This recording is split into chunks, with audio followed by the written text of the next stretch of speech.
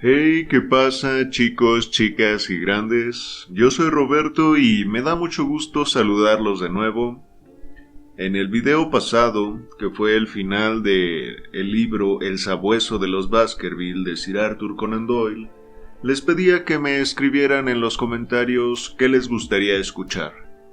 Y aunque no me dieron una respuesta como tal sobre las dos opciones que les daba, sí me comentaban que querían seguir escuchando sobre Sherlock Holmes. Así que hoy traigo la última obra que resta por leer de este gran detective, así que espero que la disfruten mucho. El libro se divide en dos partes, no lo he leído, así que no sé muy bien si sean dos historias diferentes, pero ya habíamos tenido un caso similar con el libro de Estudio en Escarlata, igual de Sir Arthur Conan Doyle, que se dividía igual en dos fragmentos que eran parte de una misma novela. Tal vez sea el mismo caso. Se los comento simplemente para que lo tengan en cuenta. Obviamente todo el libro estará en una sola lista de reproducción, así que para cualquier duda acudan al canal, busquen la lista de reproducción y ahí encontrarán las dos partes. Bien, pues sin nada más que agregar, comencemos. El Valle del Terror. Primera parte. La tragedia de Birlstone. Capítulo 1. El aviso. Me siento inclinado a pensar, dije. Yo que usted lo haría, comentó Holmes en tono impaciente. Me tengo por uno de los mortales con más aguante que existen, pero reconozco que me molestó aquella interrupción sarcástica. De verdad, Holmes, dije muy serio. A veces se pone usted un poco cargante. Él estaba demasiado absorto en sus propios pensamientos para dar una respuesta inmediata a mi protesta. Tenía la cabeza apoyada en una mano, el desayuno sin tocar delante y la mirada clavada en la hoja de papel que acababa de sacar de un sobre. A continuación cogió el sobre, lo acercó a la luz y examinó con mucha atención tanto el exterior como la solapa. La letra es de Porlock, dijo pensativo. No me cabe duda de que es la letra de Porlock, aunque solo la había visto 2 veces antes de ahora. Esta E, de estilo griego con un floreo en lo alto, es característica. Pero si es de Porlock, tiene que tratarse de algo de primerísima importancia. Hablaba consigo mismo más que conmigo, pero el interés que despertaron sus palabras disipó mi enfado. ¿Quién es ese Porlock?, pregunté. Porlock, Watson, es un nom de plume, un simple seudónimo, pero tras él se oculta una personalidad astuta y evasiva. En una carta anterior ya me decía con franqueza que este no era su verdadero nombre, e incluso me desafiaba a dar con él entre los millones de personas que hormiguean en esta gran ciudad. Porlock es importante no por sí mismo, sino por el gran personaje con el que está en contacto. Piensa en el pez piloto que acompaña al tiburón, en el chacal que sigue al león, en cualquier ser insignificante que va en compañía de otro formidable. No solo formidable, Watson, sino siniestro. Siniestro en el más alto grado. Eso es lo que le hace caer dentro de mi jurisdicción. ¿Me ha oído hablar del profesor Moriarty? El famoso científico criminal, tan conocido entre los delincuentes como... Me hace ruborizar, Watson, murmuró Holmes en tono de reproche. Iba a decir como desconocido por el público. Un golpe con estilo, exclamó Holmes. Watson, está usted desarrollando una inesperada vena de humor socarrón contra la que voy a tener que protegerme. Pero a los ojos de la ley, al llamar criminal a Moriarty, está usted cometiendo difamación, Y esto es precisamente lo grandioso y asombroso del asunto. El mayor intrigante de todos los tiempos, el organizador de toda clase de fechorías, el cerebro que controla el Lampa, un cerebro capaz de forjar o destruir el destino de naciones enteras. Ese es Moriarty. Pero se encuentra tan a cubierto de las sospechas del público, tan inmune a las críticas, tan admirablemente organizado y enmascarado, que por esas palabras que acaba usted de pronunciar podría llevarle a los tribunales y quedarse con su pensión de 1 año como indemnización por su honor dañado. ¿Acaso no es el ilustre autor de La dinámica de un asteroide? Un libro que asciende a tan vertiginosas alturas de pura matemática que se dice que no había nadie en la prensa científica capaz de criticarlo. ¿Se puede calumniar a un hombre así? El médico deslenguado y el profesor difamado. Esos serían sus respectivos papeles. Eso es genio, Watson. Pero si no me lo impiden hombres de menos talla, estoy seguro de que ya llegará nuestro día. Y ojalá esté yo allí para verlo, exclamé con entusiasmo. Pero me estaba hablando de ese Porlock.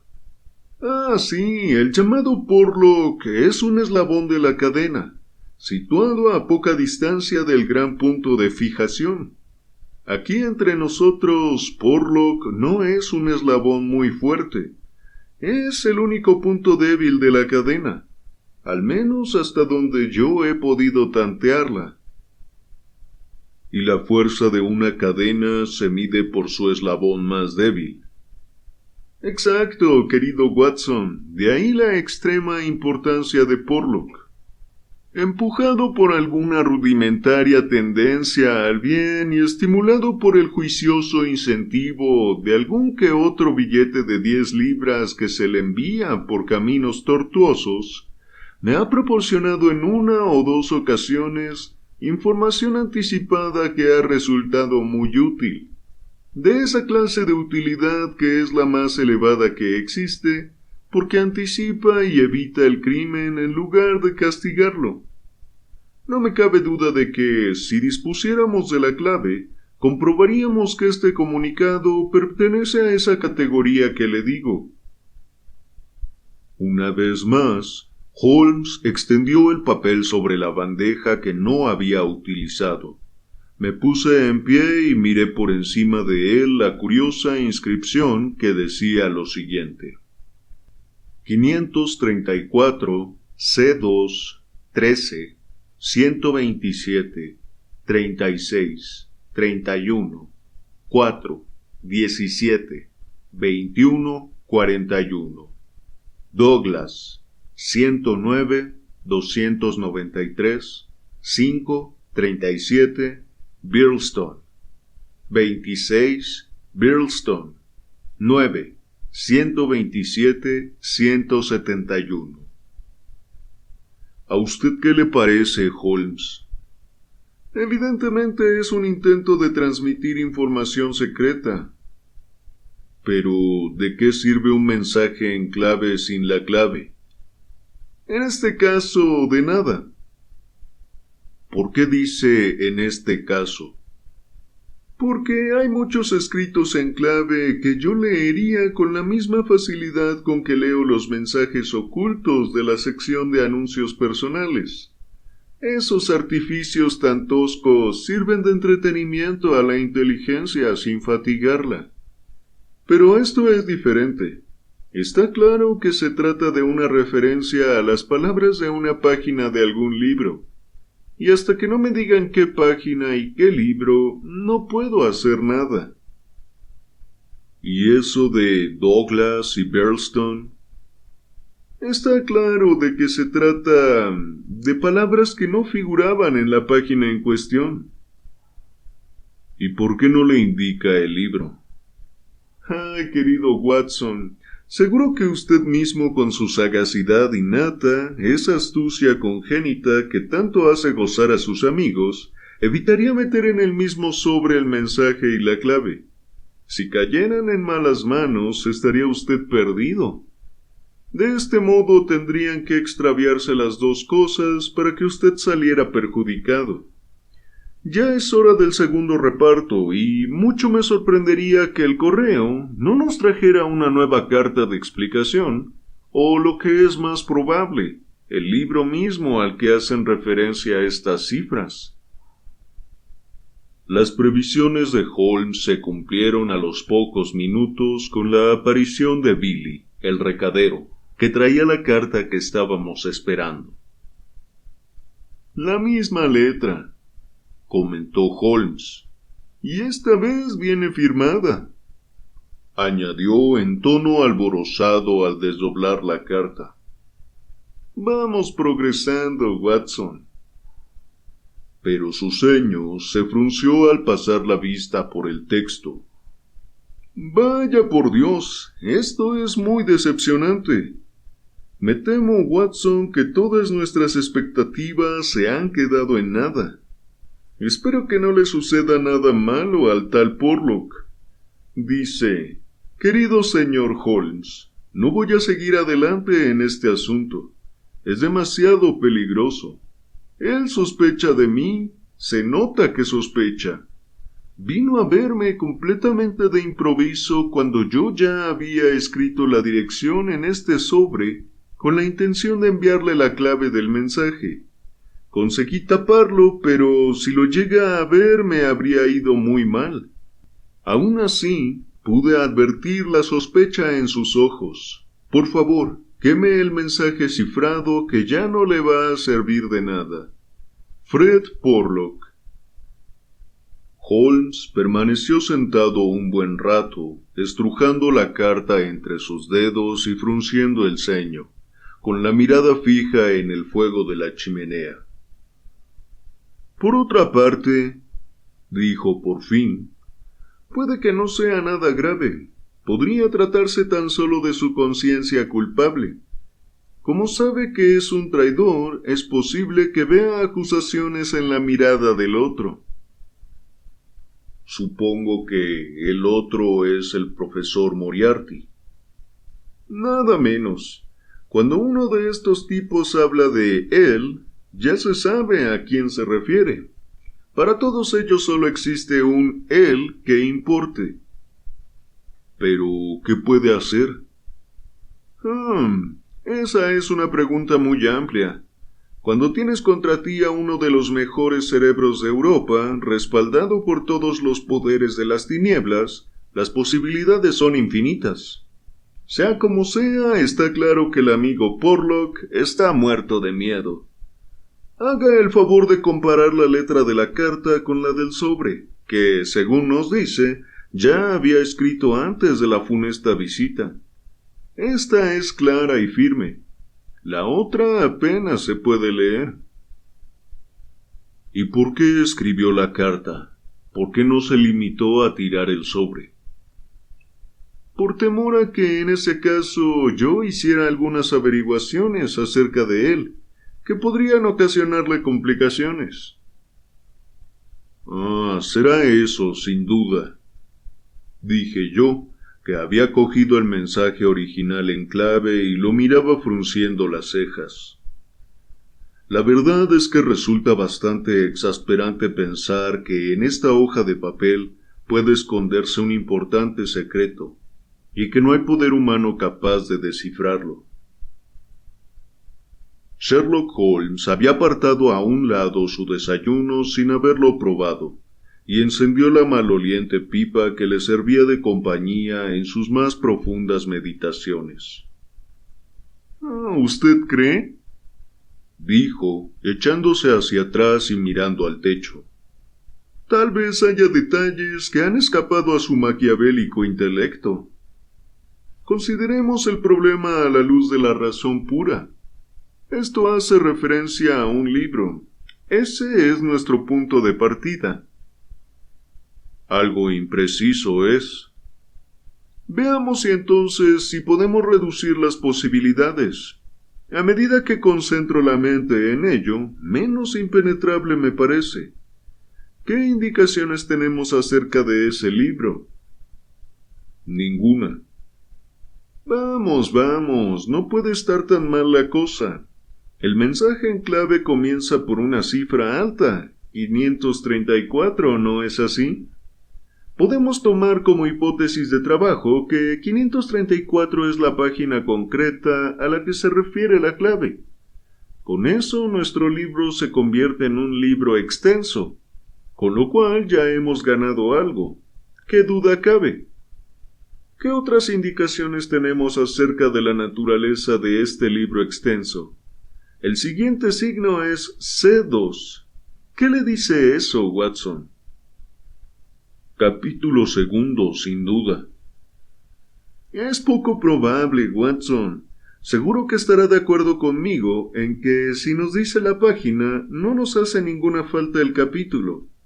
Y además, si la página 534 corresponde solo al capítulo segundo, la longitud del primero debe de haber sido verdaderamente insoportable. Columna, exclamé. Magnífico, Watson. Esta mañana está usted fulgurante. O mucho me equivoco, o es columna. Pues bien, fíjese en que ya empezamos a visualizar un libro extenso, impreso a 2 columnas, ambas de considerable longitud, ya que una de las palabras está numerada en el documento con el 293. ¿Hemos llegado a los límites de lo que puede revelarnos la razón? Me temo que sí. No se hace usted justicia a sí mismo. Un poco más de chispa, Watson. Un poco más de inspiración. Si el libro en cuestión fuera poco corriente, me lo habría enviado. En cambio, lo que se proponía, antes de que sus planes se frustraran, era enviarme la clave en este sobre. Es lo que dice en su carta. Esto parece indicar de que se trata de un libro que él pensaba que yo no tendría dificultad en encontrar por mi cuenta. Él lo tiene, y suponía que yo también debería tenerlo.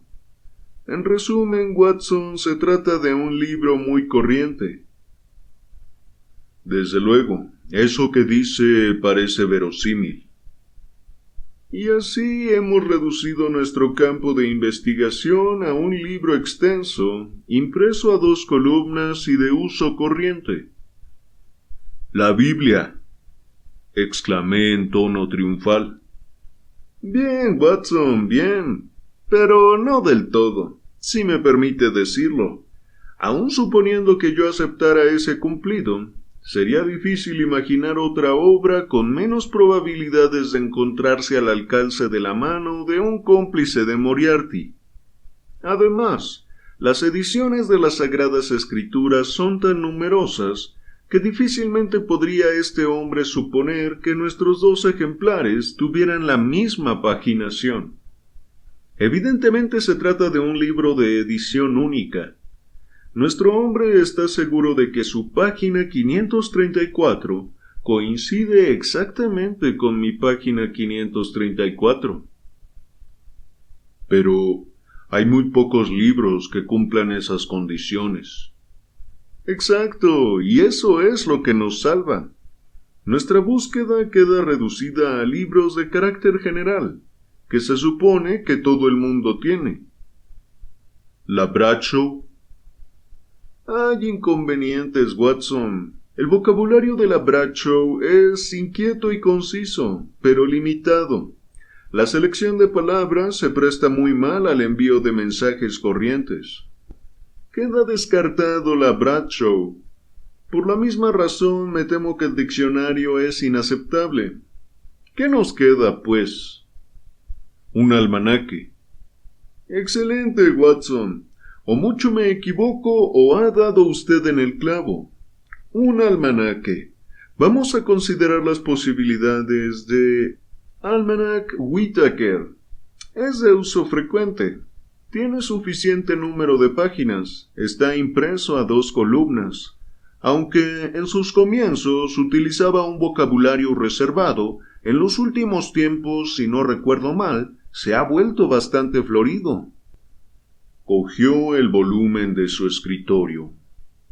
Aquí está la página 534.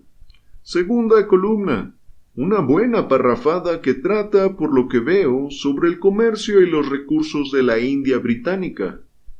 Copie las palabras, Watson. La número 13 es Maratha. Me temo que no es un comienzo muy prometedor. La número 127 es Gobierno, que al menos tiene sentido junto con la otra, aunque no parece que tenga mucho que ver con nosotros ni con el profesor Moriarty. Sigamos probando. ¿Qué hace el gobierno de Maratha? Malo. La siguiente palabra es cerdas. Ay, estamos perdidos, querido Watson. Esto se acabó. Hablaba en tono festivo, pero el temblor de sus tupidas cejas delataba su decepción y su fastidio. Me senté impotente y desolado, y me quedé mirando el fuego. El largo silencio fue roto por una repentina exclamación de Holmes, que se precipitó hacia un armario del que salió con un segundo volumen de tapas amarillas.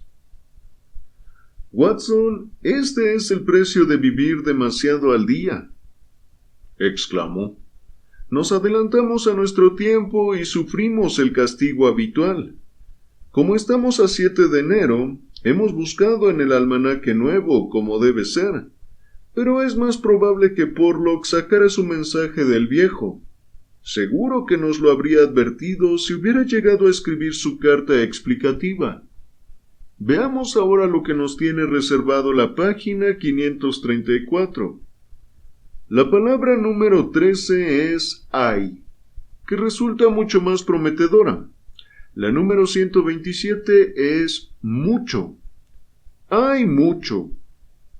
Los ojos de Holmes brillaban de entusiasmo y sus finos y nerviosos dedos temblaban al contar las páginas.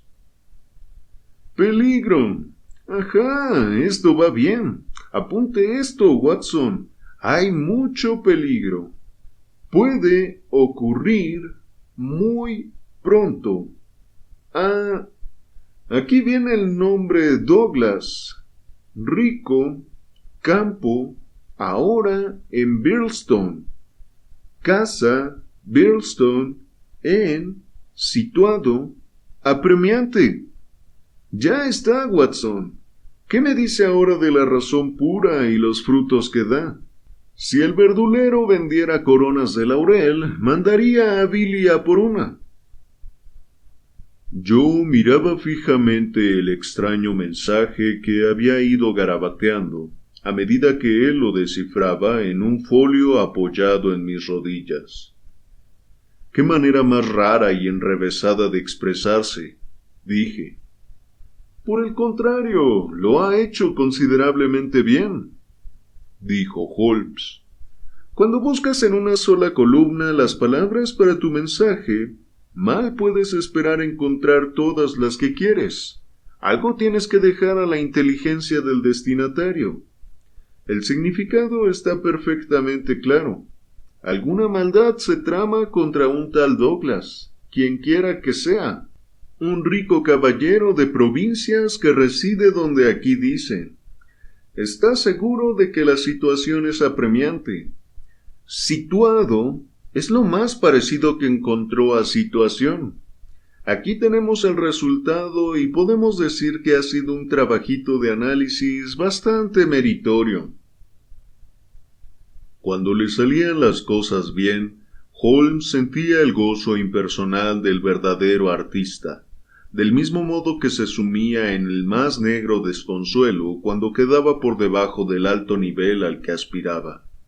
Todavía estaba regodeándose en su éxito, cuando Billy abrió de par en par la puerta e hizo entrar en la habitación al inspector MacDonald de Scotland Yard. Esto ocurría en los viejos tiempos, a finales de los 80, cuando a Alec MacDonald le quedaba aún mucho camino para alcanzar la fama nacional de la que goza ahora. Era un joven pero prometedor miembro del cuerpo policial que se había distinguido en varios de los casos que se le habían encomendado. Su figura alta y huesuda denotaba una fuerza física excepcional, y su voluminoso cráneo y sus ojos hundidos y brillantes proclamaban con no menos claridad la aguda inteligencia que destacaba tras sus pobladas cejas. Era un hombre callado y meticuloso, de carácter austero y con un fuerte acento de Aberdeen. Holmes ya le había ayudado 2 veces en su carrera, reservándose como única recompensa el gozo intelectual de resolver el problema.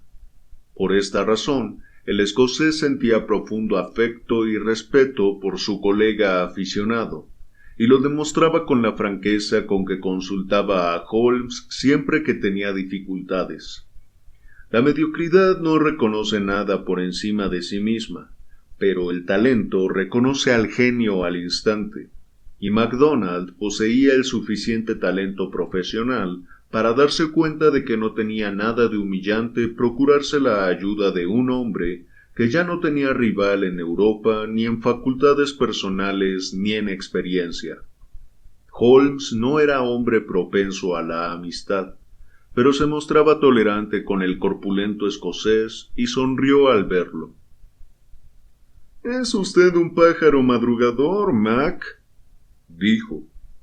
«Ojalá tenga suerte y atrape su gusano. Me temo que esto significa que algo malo se está cociendo». «Creo, señor Holmes, que habría sido más sincero si hubiera dicho espero en lugar de me temo», respondió el inspector con una sonrisa de complicidad.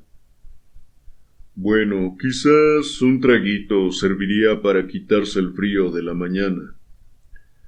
«No, gracias, no quiero fumar. Tengo que ponerme rápidamente en camino porque las primeras horas de un caso son las más importantes, como sabe usted mejor que nadie. Pero... El inspector se había callado de golpe y estaba mirando con una mirada de absoluto asombro un papel que había sobre la mesa. Era la hoja en la que yo había garabateado el enigmático mensaje. «Douglas», balbuceó. «Birlstone. ¿Qué es esto, señor Holmes? Señor, esto es brujería. Por todo lo más sagrado, ¿de dónde ha sacado usted esos nombres?» «Es un mensaje en clave que el doctor Watson y yo hemos tenido ocasión de descifrar. ¿Pero por qué? ¿Qué tiene de malo esos nombres?» El inspector nos miró primero a uno y luego a otro, atónito y desconcertado. «Solo esto», dijo, «que el señor Douglas, residente de la mansión Birlstone, ha sido asesinado de un modo espantoso esta mañana».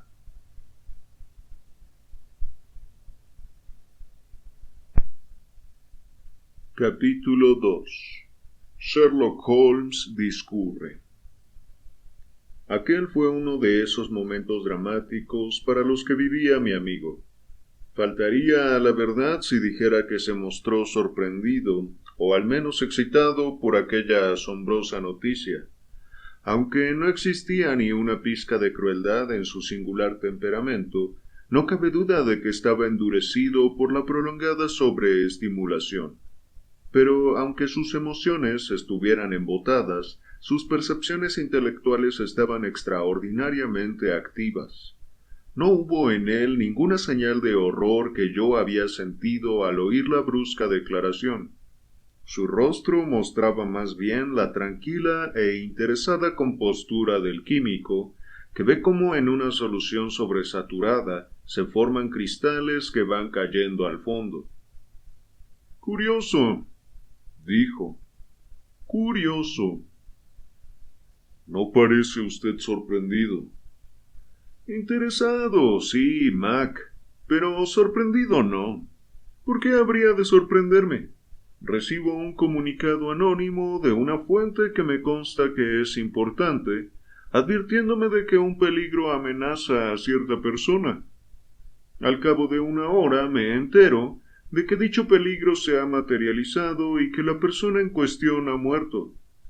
Me interesa, pero como ve, no me sorprende. En pocas y breves frases explicó al inspector lo referente a la carta y el mensaje en clave. MacDonald estaba sentado con la barbilla apoyada en las manos y sus grandes cejas rubias formando una apretada maraña amarilla. Pensaba ir a Birlstone esta mañana, dijo. Había venido a preguntarles si les gustaría venir conmigo, a usted y a su amigo, pero por lo que me dice, tal vez trabajaríamos mejor aquí en Londres. Yo creo que no, dijo Holmes. ¡Demonios, Holmes! Exclamó el inspector. Dentro de 1 o 2 días los periódicos no hablarán más que del misterio de Birlstone. Pero ¿dónde está el misterio si hay un hombre en Londres que profetizó el crimen antes de que se cometiera? Lo único que tenemos que hacer es echarle el guante a ese hombre y el resto saldrá solo. No lo dudo, Mac. Pero ¿cómo se propone echarle el guante al tal Porlock? MacDonald examinó la carta que Holmes le había entregado.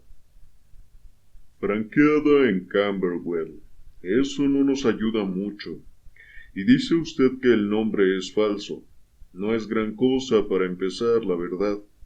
¿No me ha dicho que le había enviado dinero? 2 veces. ¿Y cómo? En cartas a la oficina de correos de Camberwell. ¿Y no se tomó la molestia de ver quién las recogía? No. El inspector parecía sorprendido y un poco disgustado. ¿Por qué no? Porque yo siempre cumplo mi palabra. Cuando me escribió por primera vez, le prometí que no intentaría seguirle la pista.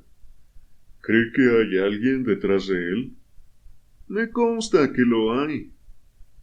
Ese profesor Moriarty del que le he oído hablar. Exacto. El inspector MacDonald sonrió y sus párpados temblaron al mirar hacia mí. No le ocultaré, señor Holmes, que en el C&D pensamos que está usted un poquitín obsesionado con ese profesor. He hecho algunas investigaciones al respecto. Parece ser un hombre muy respetable, culto y de gran talento. Me alegro de que al menos le reconozca el talento. Hombre, es que es imposible no reconocerlo. Después de oír lo que usted opinaba, me propuse verlo. Tuve una conversación con él acerca de los eclipses, aunque no me explico cómo nos pusimos a hablar de ello. Pero tenía un foco reflector y un globo terráqueo, y me lo dejó todo claro en 1 minuto. Me prestó un libro, pero no me importa decir que está un poco por encima de mis conocimientos, a pesar de que recibí una buena educación en Aberdeen. El hombre habría podido ser un gran predicador con esa cara delgada, ese pelo gris y esa manera tan solemne de hablar. Cuando me puso la mano en el hombro al despedirnos, era como un padre bendiciendo al hijo que se dispone a salir al mundo frío y cruel. Holmes soltó una risita y se frotó las manos. «Estupendo», dijo. «Estupendo. Dígame, amigo MacDonald, supongo que esa agradable y conmovedora entrevista tuvo lugar en el despacho del profesor».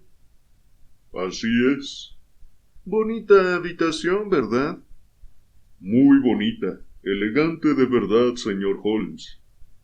«¿Se sentó usted delante de su escritorio?» «Exacto». ¿Le daba el sol en los ojos y el rostro de él quedaba en la sombra? Bueno, era ya tarde, pero recuerdo que la lámpara estaba orientada hacia mi cara. Seguro que sí. ¿Se fijó por casualidad en un cuadro que había sobre la cabeza del profesor? Se me escapan pocas cosas, Holmes. Puede que lo haya aprendido de usted. Sí, vi el cuadro. Una mujer joven con la cabeza apoyada en las manos que te mira de soslayo. Es un cuadro de Jean-Baptiste Greuze. El inspector se esforzó por parecer interesado. Jean-Baptiste Greuze, continuó Holmes, juntando las yemas de los dedos y arrellanándose bien en su asiento. Fue un artista francés que floreció entre los años 1750 y 1800. Me refiero desde luego a su carrera profesional. La crítica moderna ha respaldado con creces la elevada opinión que tienen de él sus contemporáneos. La mirada del inspector estaba cada vez más perdida. «¿No sería mejor que...?» dijo. «Estamos en ello», le interrumpió Holmes. «Todo lo que estoy diciendo tiene una relación directa y vital con eso que usted ha llamado el misterio de Birlstone. En cierto modo, podríamos incluso decir que constituye el centro mismo del misterio». MacDonald sonrió con desgana y me dirigió una mirada suplicante. «Sus pensamientos, Holmes, corren con una rapidez un poco excesiva para mí. Omite usted 1 o 2 eslabones y yo no puedo llenar el vacío. ¿Qué clase de relación puede existir entre ese difunto pintor y el suceso de Birlstone?» «A un detective todo conocimiento le resulta útil», contestó Holmes.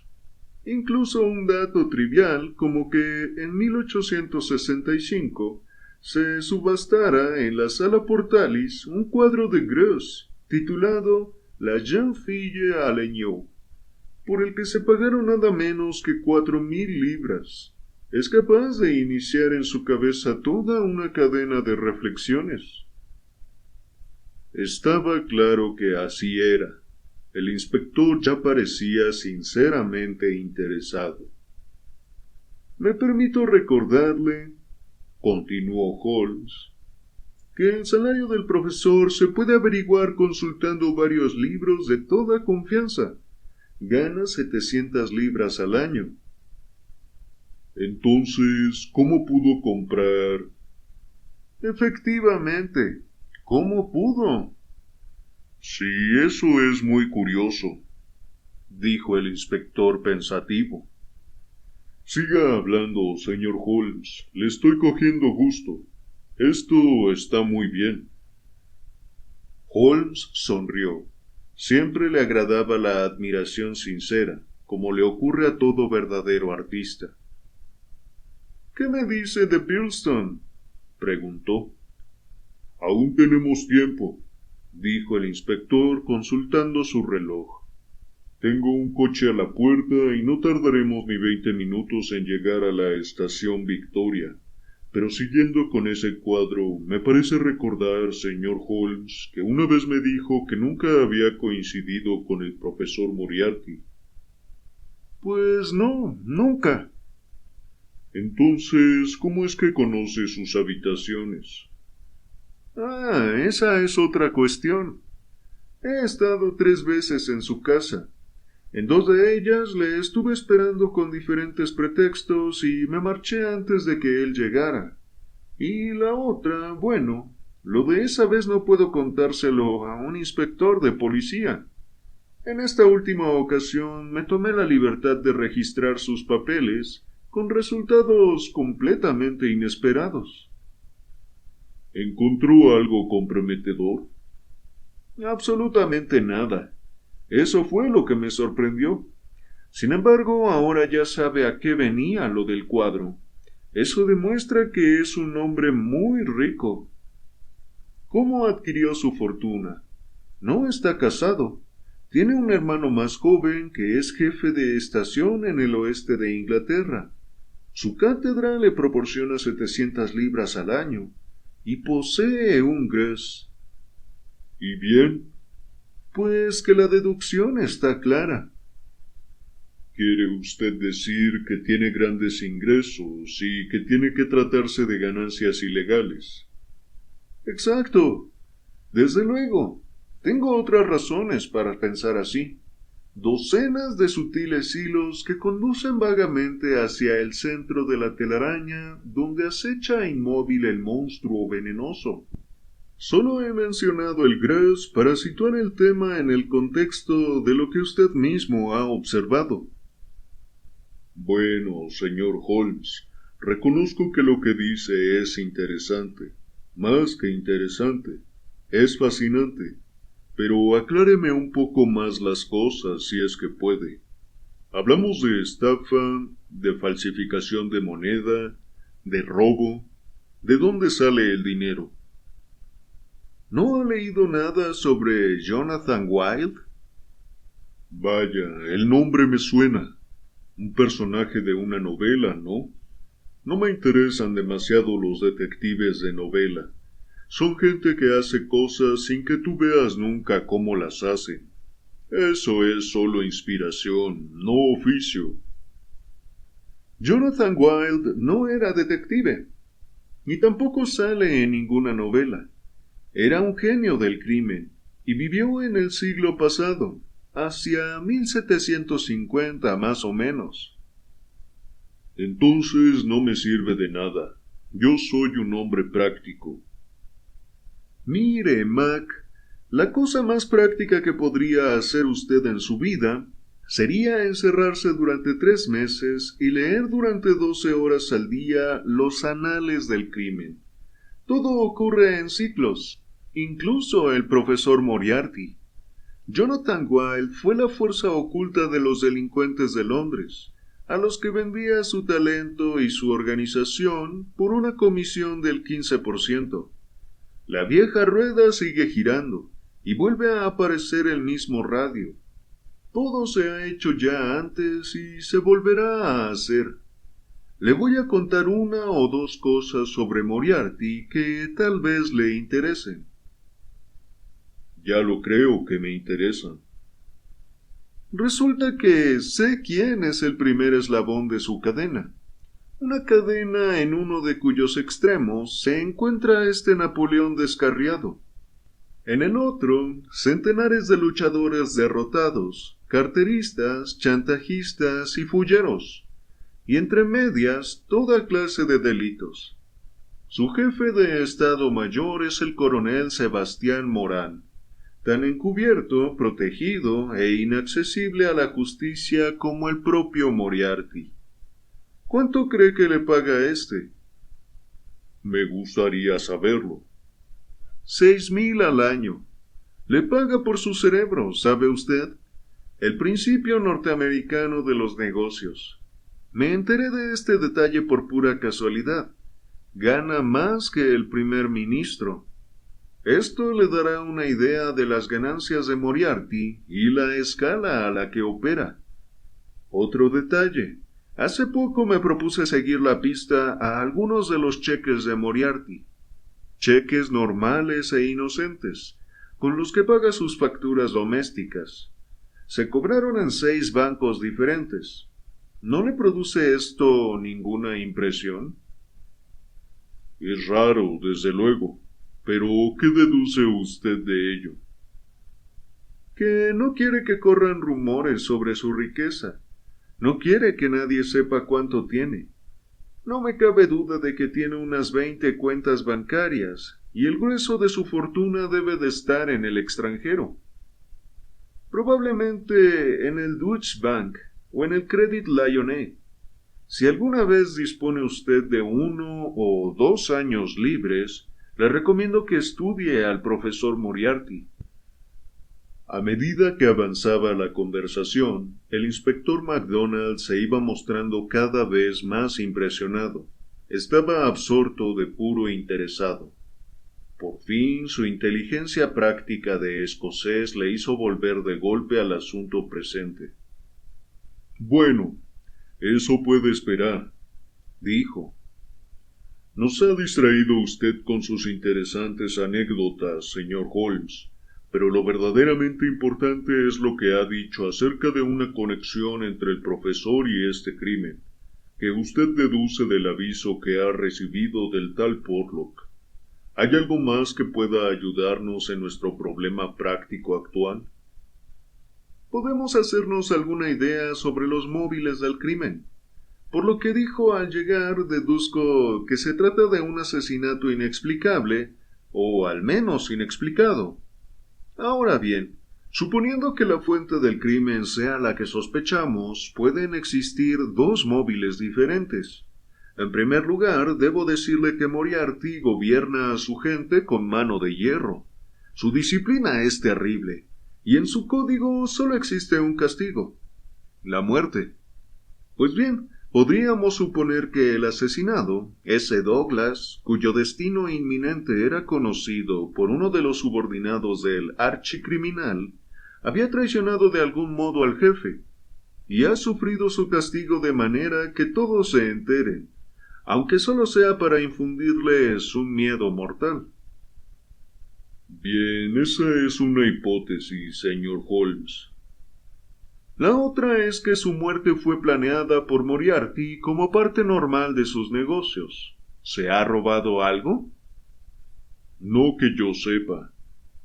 De haber sido así, eso pesaría claramente en contra de la primera hipótesis y a favor de la segunda. Moriarty podría haberlo organizado porque le prometieran una parte del botín, o bien porque le pagaran una cantidad fija por encargarse de ello. Las dos cosas son posibles, pero tanto si se trata de una como de otra, o de una tercera combinación, es en Birlstone donde debemos buscar la solución. Conozco demasiado bien a nuestro hombre como para suponer que haya podido dejar aquí algo que pueda conducirnos hacia él. Entonces, a Birlstone tendremos que ir, exclamó MacDonald saltando de su asiento. Caramba, es más tarde de lo que creía. Caballeros, puedo darles 5 minutos para prepararse y nada más. No sobra con eso, dijo Holmes, poniéndose en pie de un salto y cambiando apresuradamente su batín por una chaqueta.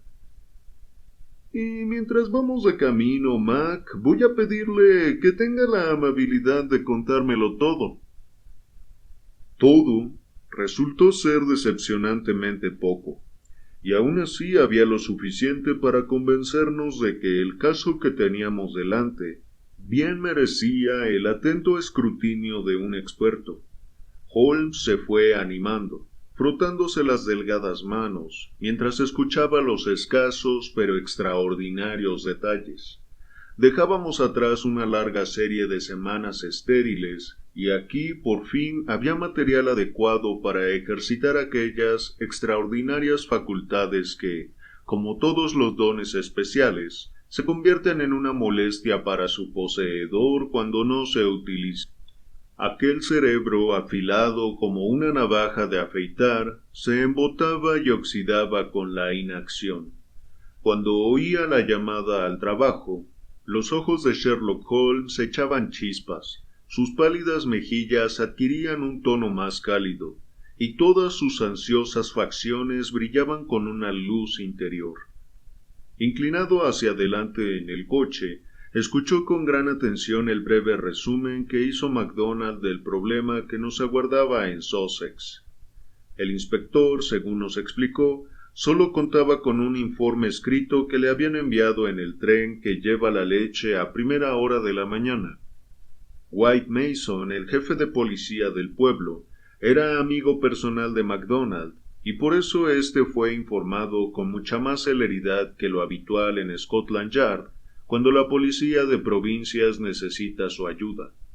Por lo general, al experto de la capital se le pide que siga un rastro que ya está muy frío. La carta que nos leyó decía: «Querido inspector MacDonald, en sobre aparte se envía la solicitud oficial de sus servicios. Esto es para que lo lea usted. Telegrafíeme en qué tren de la mañana puede venir a Birlstone, y yo iré a recibirle o haré que alguien vaya si yo estoy demasiado ocupado. Este caso es una bomba. No pierda ni un minuto en entrar en acción. Si le es posible traer al señor Holmes, tráigalo, por favor, que se va a encontrar algo a la medida de sus gustos. Si no hubiera un muerto por medio, cualquiera pensaría que todo el asunto se ha montado para lograr un efecto teatral. Le doy mi palabra, es una bomba». «Su amigo no parece nada tonto», comentó Holmes. «No, señor. En mi opinión, White Mason es un hombre muy avispado. Bueno, ¿tiene usted algo más? Solo sé que él nos dará todos los detalles cuando lo veamos. Entonces, ¿cómo sabe que hay un señor Douglas que ha sido asesinado de un modo espantoso? Eso venía en el informe oficial y no decía espantoso. Ese no es un término oficialmente aceptado. Mencionaba el nombre de John Douglas y decía que había sido herido en la cabeza por un disparo de escopeta. También comunicaba la hora a la que se le dio la alarma, que fue cerca de la medianoche pasada. Añadía que se trataba sin duda de un caso de asesinato, pero que no se había practicado ninguna detención, y que el caso presentaba algunas características muy desconcertantes y fuera de lo normal. Por el momento eso es absolutamente todo lo que tenemos, señor Holmes.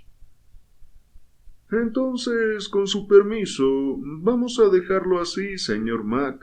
La tentación de elaborar hipótesis prematuras a partir de datos insuficientes es la ruina de nuestra profesión. Por el momento solo veo dos cosas seguras: que hay un gran cerebro en Londres y un hombre muerto en Sussex, y lo que vamos a buscar es la cadena que une las dos cosas.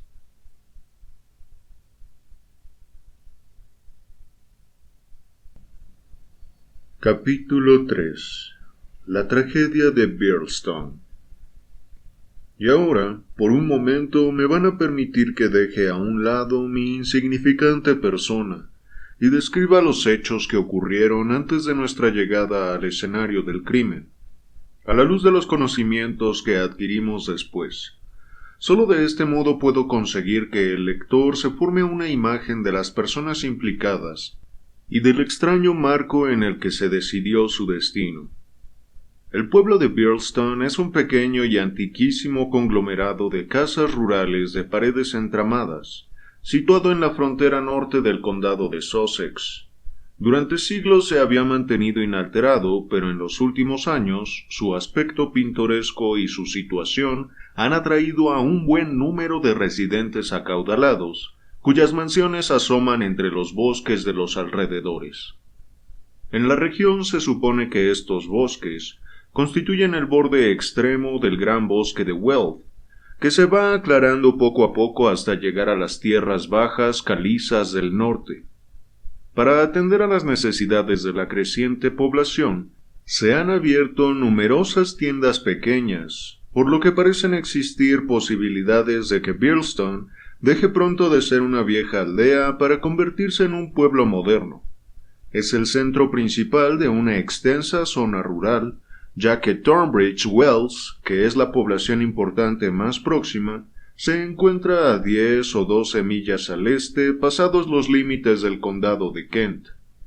Aproximadamente a media milla del pueblo, en medio de un viejo parque famoso por sus enormes hayas, se alza la antigua casa solariega de Birlstone. Parte de este venerable edificio se remonta a los tiempos de la Primera Cruzada, cuando Hugo de Capus construyó una fortaleza en el centro de las tierras que le había concedido el Rey Rojo. Esta construcción fue destruida por un incendio en 1543 y algunas de sus piedras angulares, ennegrecidas por el humo, se aprovecharon en la época jacobina para levantar una mansión rural de ladrillo sobre las ruinas del castillo feudal. La casa solariega, con sus múltiples tejadillos y sus ventanas pequeñas, acristaladas con vidrios rómbicos, seguía más o menos como la dejó su constructor a principios del siglo XVII. De los dos fosos que había protegido a su más belicosa predecesora, el exterior se había dejado secar y cumplía la humilde función de huerto doméstico. El foso interior de unos 12 metros de anchura seguía existiendo y rodeaba toda la casa, aunque ahora solo tenía unos pocos palmos de profundidad. Lo alimentaba un pequeño arroyo que seguía su curso pasada la casa, de modo que la capa de agua, aunque turbia, no estaba nunca estancada ni insalubre. Las ventanas de la planta baja estaban a menos de 30 centímetros de la superficie del agua. La única vía de acceso a la casa era un puente levadizo, cuyas cadenas y tornos se habían oxidado y roto hacía mucho tiempo. Sin embargo, los últimos habitantes de la mansión lo habían reparado con un afán muy significativo, y ahora el puente levadizo no solo se podía levantar, sino que efectivamente se levantaba todas las tardes y se volvía a bajar por la mañana.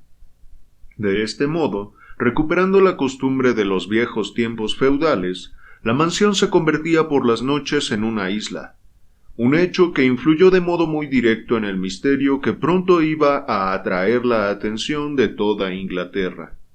La casa había permanecido deshabitada durante bastantes años, y ya amenazaba con irse consumiendo hasta convertirse en una pintoresca ruina, cuando los Douglas tomaron posesión de ella. La familia la componían únicamente 2 personas, John Douglas y su esposa. Douglas era un hombre poco corriente, tanto por su carácter como por su presencia. Tendría unos 50 años de edad, mandíbulas fuertes, cara arrugada, bigote canoso, ojos grises y particularmente penetrantes, y un cuerpo fibroso y vigoroso que no había perdido nada de la fuerza y la actividad de la juventud.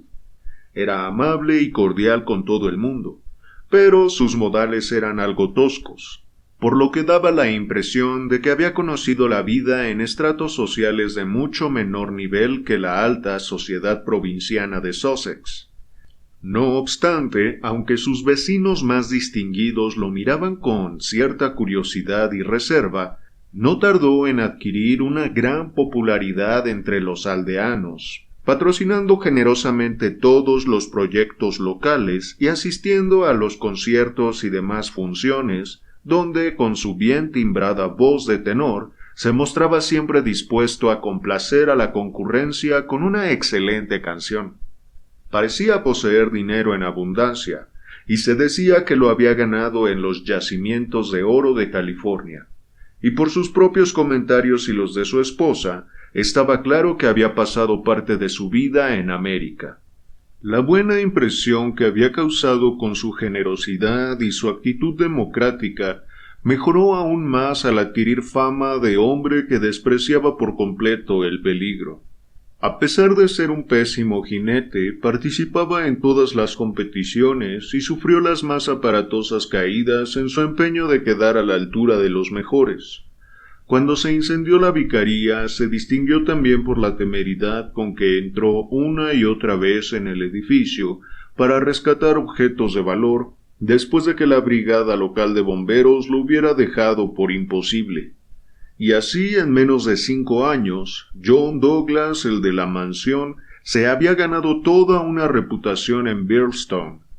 También su esposa se ganó el aprecio de los que la trataban, aunque, como es costumbre en Inglaterra, eran pocas y muy espaciadas las visitas que recibían los forasteros que se instalaban en el condado sin ninguna presentación. Esto a ella no le importaba lo más mínimo, ya que era poco sociable por naturaleza y, según todas las apariencias, vivía entregada a su marido y sus tareas domésticas. Se sabía que era una dama inglesa que había conocido en Londres al señor Douglas, que en aquella época estaba viudo. Era una mujer hermosa, alta, morena y esbelta, y tendría unos 20 años menos que su marido. Una disparidad que no parecía empañar en absoluto la dicha de su vida familiar. No obstante, los que mejor los conocían comentaban en ocasiones que al parecer la confianza entre los dos no era completa, ya que la esposa o bien tenía muchos reparos en hablar sobre la vida anterior de su marido, o bien, lo que parecía más probable, estaba muy poco informada sobre el tema.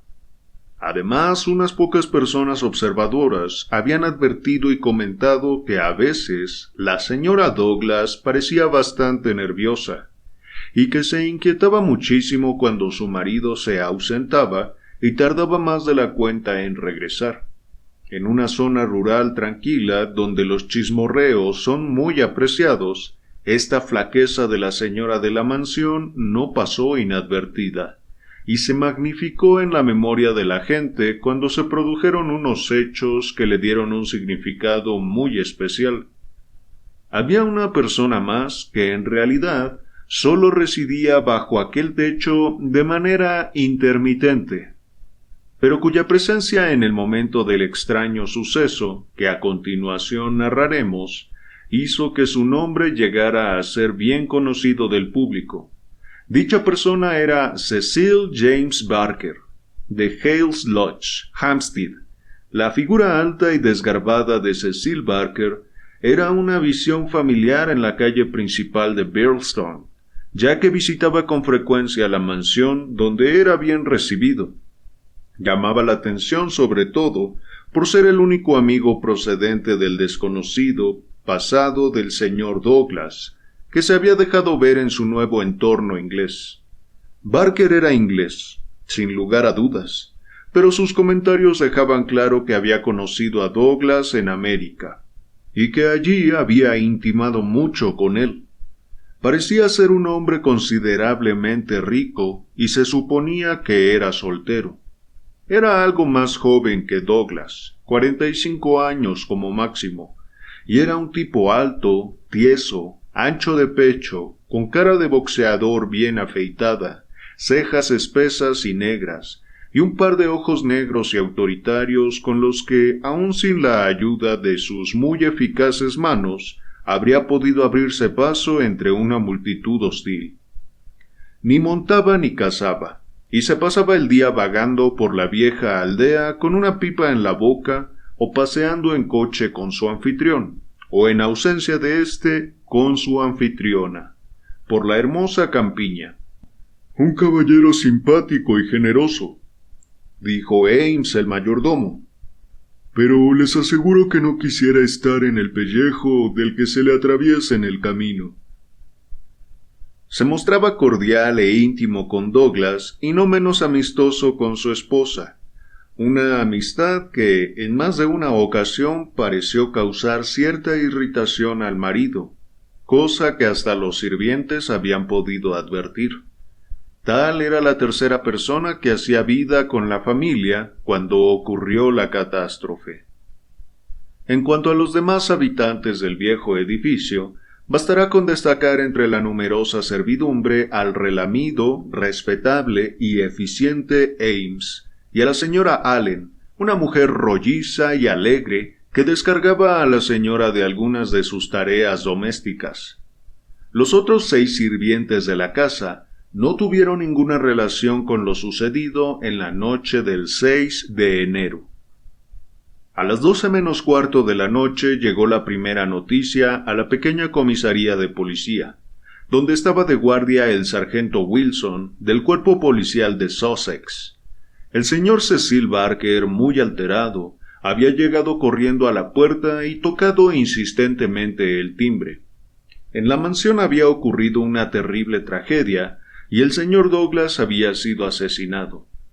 Aquello era lo sustancial de su jadeante mensaje.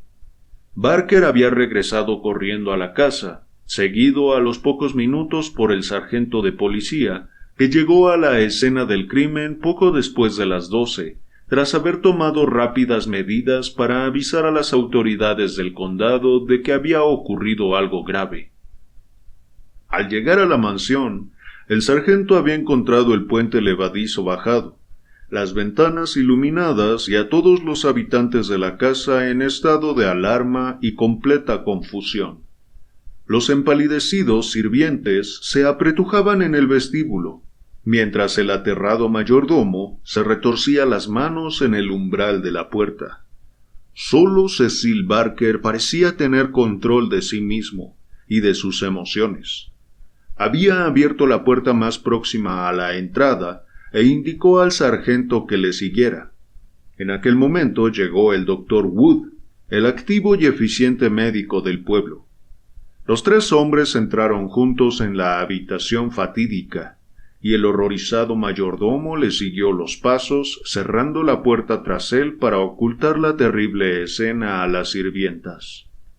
El cadáver estaba tendido de espaldas en el centro de la habitación, con los miembros extendidos.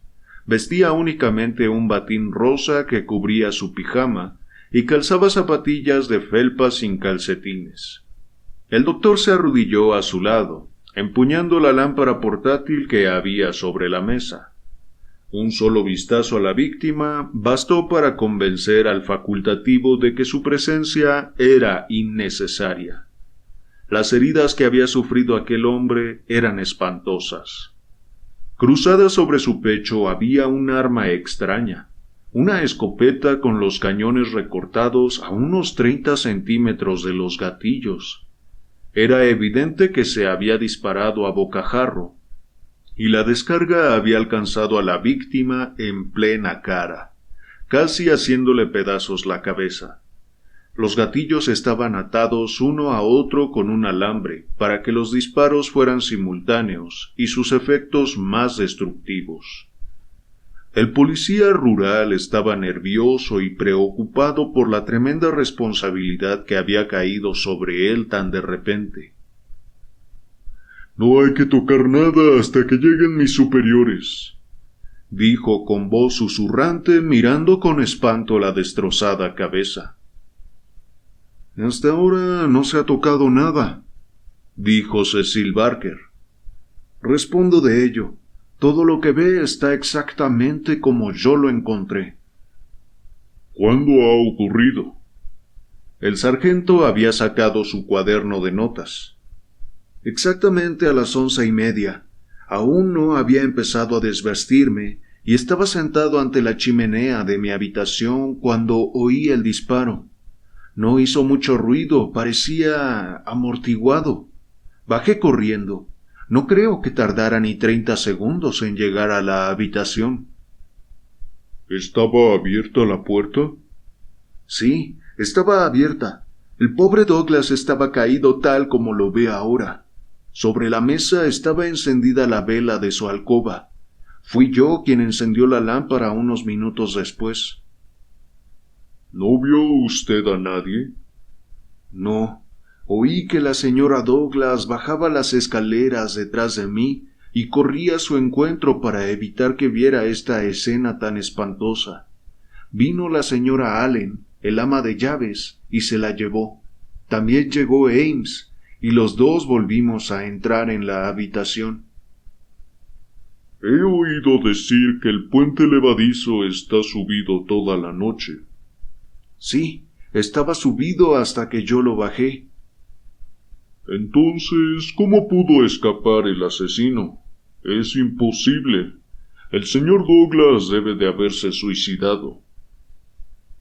«Eso fue lo primero que pensamos, pero vea». Barker corrió la cortina y se vio que la alargada ventana de cristales rómbicos estaba abierta de par en par. «Y mire esto».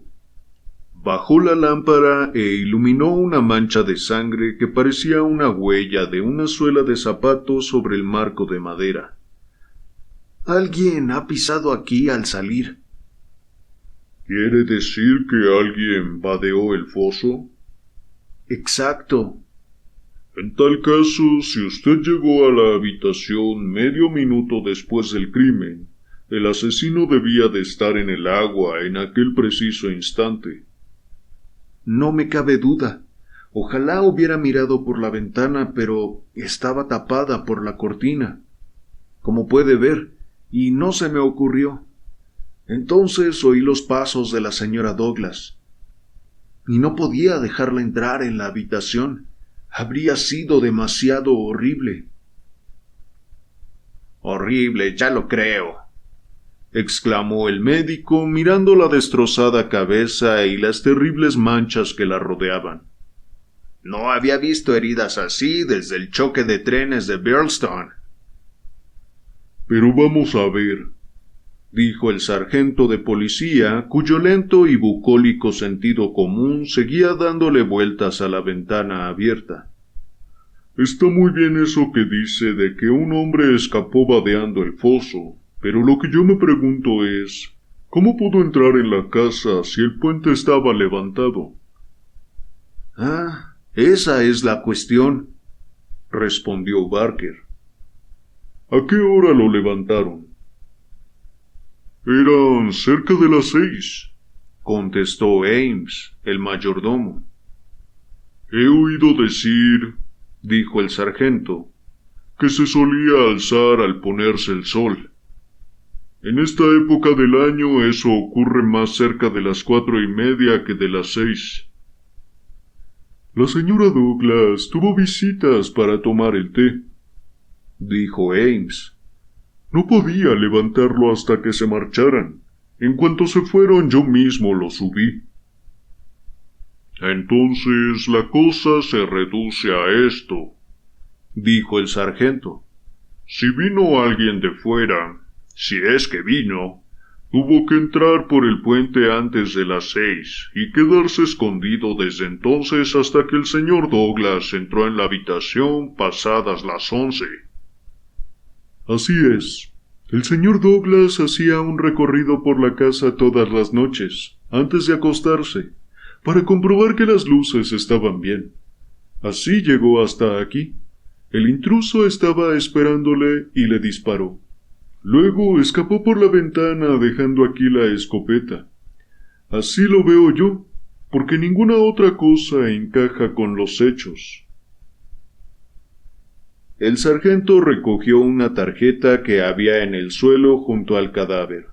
En ella estaban escritas con tinta y con mala letra las iniciales V y bajo ellas el número 341. ¿Qué es esto?, preguntó levantándola en la mano. Barker la miró con curiosidad. No me había fijado en ella, dijo. Debe de habérsela dejado el asesino. VV341. No sé qué puede ser esto. ¿Qué será eso de VV? Tal vez las iniciales de alguien. ¿Qué tiene usted ahí, doctor Wood? Era un martillo de buen tamaño que estaba caído sobre la alfombra, delante de la chimenea. Un martillo sólido de profesional. Cecil Barker señaló una caja de clavos con cabeza de latón que había sobre la repisa. Ayer el señor Douglas estuvo cambiando de sitio los cuadros, dijo. Yo le vi subido a esa silla, colgando el cuadro grande que hay encima. Eso explica lo del martillo. Será mejor que lo volvamos a dejar sobre la alfombra como lo encontramos, dijo el sargento rascándose perplejo la desconcertada cabeza. Para llegar al fondo de este asunto van a hacer falta los mejores cerebros del cuerpo de policía. Esto pasará a manos de los de Londres. Levantó la lámpara de mano y recorrió lentamente la habitación. ¡Vaya!, exclamó de pronto muy excitado, corriendo a un lado la cortina de la ventana. ¿A qué hora se corrieron estas cortinas? Cuando se encendieron las lámparas, dijo el mayordomo. Sería un poco más de las 4. Alguien ha estado escondido aquí, no cabe duda.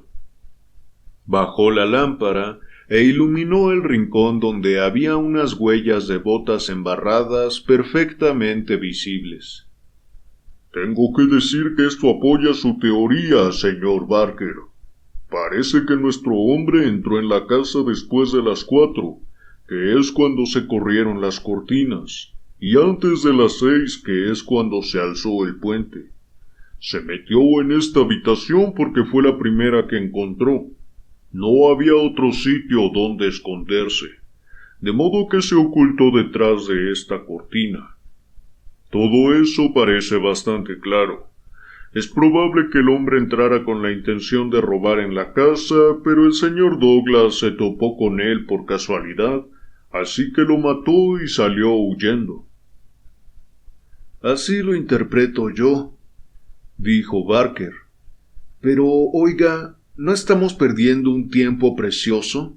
¿No podríamos salir a rastrear los alrededores antes de que ese hombre escape? El sargento se lo pensó un momento. No hay ningún tren antes de las 6 de la mañana, así que no puede escapar por ferrocarril. Si va por la carretera con las piernas chorreando, es posible que alguien se fije en él. De todos modos, yo no puedo marcharme de aquí hasta que me releven. Y creo que ninguno de ustedes debería ausentarse hasta que veamos con más claridad cómo están las cosas. El doctor había cogido la lámpara y estaba examinando minuciosamente el cadáver. ¿Qué es esta marca?, preguntó. ¿Podría esto tener alguna relación con el crimen? El brazo derecho del muerto se había salido de la manga del batín, quedando descubierto hasta la altura del codo. Hacia la mitad del antebrazo había un curioso diseño parduzco, un triángulo inscrito en un círculo que destacaba en vivo relieve sobre la pálida piel. «No es un tatuaje», dijo el médico examinándolo a través de las gafas. «Nunca había visto nada parecido. A este hombre lo marcaron a fuego alguna vez como se marca el ganado. ¿Qué significará esto?» «No pretendo conocer su significado», dijo Cecil Barker. «Pero Douglas llevaba esa marca por lo menos desde hace 10 años. «Yo también la había visto», dijo el mayordomo. «Me he fijado en esa marca muchas veces cuando el señor se remangaba. Me he preguntado a menudo qué significaría». «Entonces no debe de tener nada que ver con el crimen», dijo el sargento. «Pero no por eso deja de ser raro. Todo en este caso es raro. A ver, ¿qué pasa ahora?» El mayordomo había soltado una exclamación de sorpresa y señalaba la mano extendida del muerto. «Le han quitado su anillo de boda», jadeó. «¿Qué?» «De verdad, el señor siempre llevaba su alianza de oro en el dedo meñique de la mano izquierda.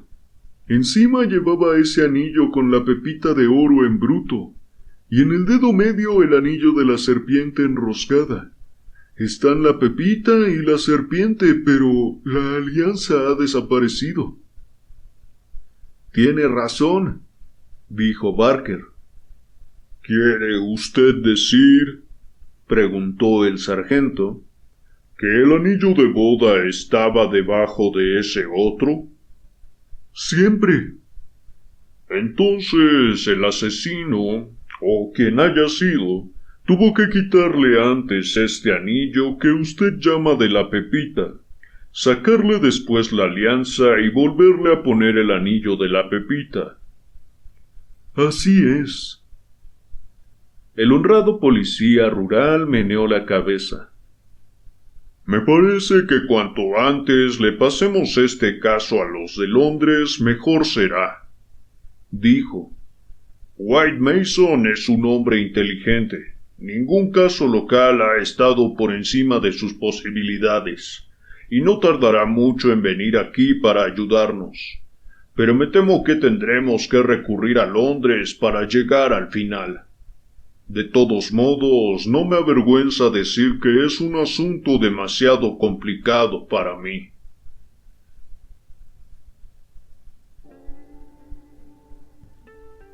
Bueno, chicos, chicas, hasta acá los primeros capítulos de esta primera parte del libro El Valle del Terror. Es un poco confuso, pero ya en el siguiente video tal vez acabemos con la primera parte del libro, así que estén atentos. Bueno, acá tenemos un caso muy interesante que aún no sabemos muy bien qué esperar de él. En este capítulo 3, el inspector rural hace algunas hipótesis que hacen ver el caso muy sencillo, pero a la vez prefiere dejarlo en manos de Scotland Yard. Su hipótesis es que alguien entró entre las 4 y 6 de la tarde y que estuvo escondido para robar algo en la noche, pero que fue sorprendido por el señor Douglas.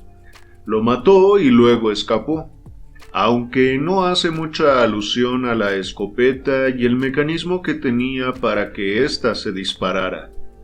Es una interpretación que deja fuera muchos detalles y que carece algo de sentido por la misma razón. Hay varios factores relevantes que aún no sabemos cómo encajarán en la historia. Por ejemplo, el mensaje de Porlock y la implicación de Moran y Moriarty en este caso. El asesinato parecía ser el objetivo principal del crimen, ya que no se había echado en falta ningún objeto de valor. Hasta que el mayordomo Ames, me parece que se llamaba así, notó que a su jefe le faltaba el anillo de compromiso. Y surgen muchas preguntas. ¿Por qué solo ese anillo? Ya que se supone que ese anillo estaba debajo de otro. ¿Por qué no llevarse los dos si ya le había quitado el primero? Otra pregunta válida es si Moriarty está implicado en el asesinato y el robo. Parece que fue algo mal planeado por lo de las huellas de sangre, el lodo que quedan en la escena del crimen. No es algo propio del profesor, que, haciendo un paréntesis, si no lo saben, ya alguna vez leímos una aventura de Holmes en contra del profesor Moriarty. No recuerdo si el relato se llama El problema final o algo parecido, pero seguramente lo encuentran en el canal. Es uno de los relatos cortos, no es una novela. En fin, luego de la publicidad, les decía que Moriarty tiene un intelecto muy refinado, y no suena viable que este asesinato haya ido de acuerdo a algún plan suyo, porque tiene muchos fallos. Incluso es casi sorprendido este asesino. Por otro lado, también se insinúa de una manera muy evidente, casi llamativa, una posible aventura de Barker con la esposa de Douglas. La verdad suena a cliché, y es la hipótesis más evidente del caso, es decir, que Barker o la mujer lo asesinaran para poder estar juntos y quedarse con la fortuna además. Creo que por ahí no va el caso, pero a veces la respuesta es la más obvia, lo que tenemos frente a la cara, así que quién sabe. Lo que me gustaría en realidad pensar es que este caso va a adquirir más profundidad una vez que Holmes llegue a la escena del crimen. Su percepción, sin duda, le brindará otro matiz a la descripción que ya tenemos hasta ahora de este misterio. Les recuerdo que con este libro terminamos toda la colección de Sir Arthur Conan Doyle, en referencia a su personaje Sherlock Holmes, así que disfrútenla mucho, y si se quedan con ganas de más, les recomiendo que vuelvan a escuchar los relatos que ya están publicados en el canal. Siempre volver a leer un libro, o en este caso a escucharlo, nos brinda una visión y entendimiento diferentes. Para mí ha sido un placer leerles como siempre, y si disfrutaron del video, dejen su like, suscríbanse y activen la campana para enterarse de cuando suba los próximos capítulos. Nos reencontramos pronto con la continuación de esta obra. Nos vemos.